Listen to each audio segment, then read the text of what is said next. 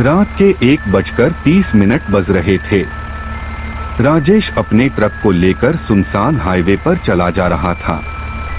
चारों तरफ घना अंधेरा, हल्की हल्की ठंडी हवा और दूर कहीं कुत्तों के भौंकने की आवाज आ रही थी। राजेश को सड़क के किनारे एक औरत खड़ी दिखाई देती है। उसने लाल रंग की साड़ी पहन रखी थी।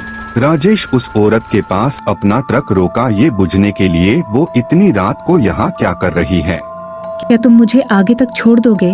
तुम्हारा बहुत एहसान होगा। राजेश ने कहा, तुम इतने सुनसान हाईवे पर क्या कर रही हो? आज ऑफिस में काम कुछ ज्यादा ही था, इस वजह से मैं लेट हो गई। राजेश ने कहा, कोई बात नहीं, आओ मैं तुम्हें आगे तक छोड़ देता हूँ। राजेश को जरा सा भी एहसास नहीं था कि अब आगे उसके साथ क्या होने वाला है। राजेश ने गाड़ी स्टार्ट की और वहाँ से चल दिया। कुछ मिनट तक तो दोनों के बीच खामोशी रही।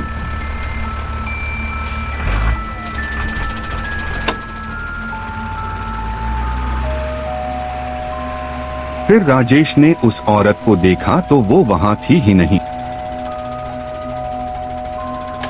राजेश ने कहा, अरे ये कहाँ गई? अभी तो यही बैठी थी।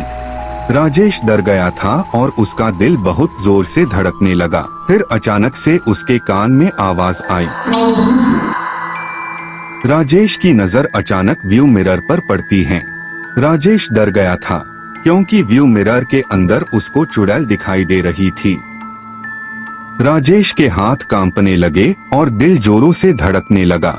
राजेश ने चीखते हुए ब्रेक मारे और ट्रक सड़क पर फिसल गया।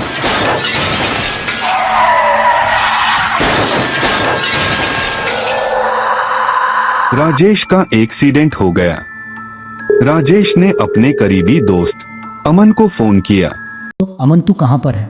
राजेश, मैं घर पर ही हूँ। क्यों, क्या हुआ? तू ऐसे क्यों पूछ रहा है? अमन, मेरा हाईवे पर एक्सीडेंट हो गया है। क्या तू मुझे लेने आ सकता है? राजेश, तू जिस जगह पर खड़ा है मुझे लोकेशन सेंड कर। मैं 5 मिनट में आ रहा हूँ तेरे पास। ठीक है, मैं तेरा इंतजार करूंगा, पर जल्दी आना। हाँ ठीक है, मैं जल्दी आ रहा हूँ।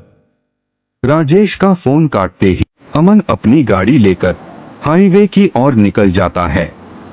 अमन जैसे ही हाईवे पर पहुंच जाता है, उसे राजेश का ट्रक दिख जाता है जिसका एक्सीडेंट हुआ पड़ा था।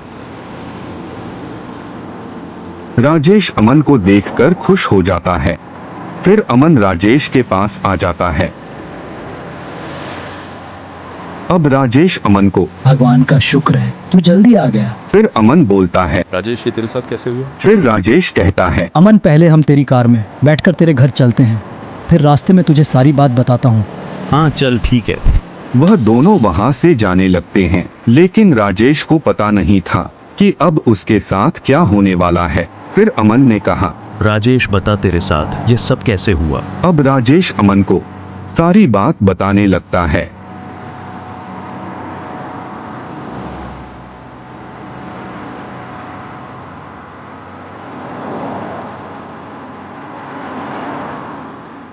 फिर अमन एकदम से अपनी गाड़ी रोक देता है। फिर राजेश कहता है, क्या हुआ अमन, तूने गाड़ी क्यों रोक दी? राजेश, सामने देख, लगता है किसी का एक्सीडेंट हुआ है। फिर राजेश और अमन के पास एक हवलदार आता है और कहता है, सर आप आगे नहीं जा सकते।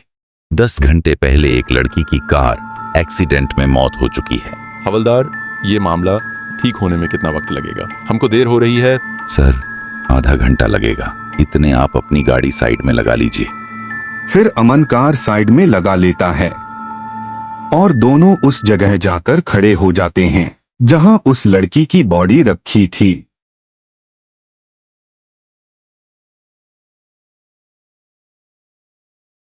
फिर अमन और राजेश उस औरत की डेड बॉडी को देख रहे थे।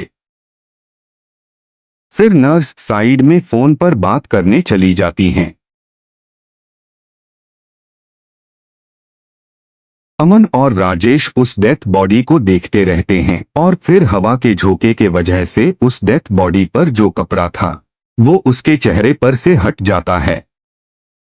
और फिर राजेश उस डेथ बॉडी को देखकर घबरा जाता है क्योंकि वो डेथ बॉडी उसी लड़की की थी जिस लड़की ने उससे लिफ्ट मांगी थी।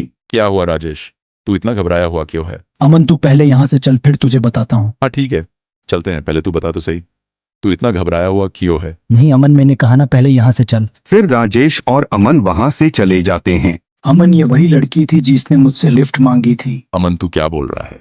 इस लड़की को मरे हुए 10 घंटे हो गए हैं। हाँ अमन, मुझे पता है कि यह औरत 10 घंटे पहले मर चुकी हैं, तो उसने मेरे से 1 घंटे पहले लिफ्ट कैसे मांगी?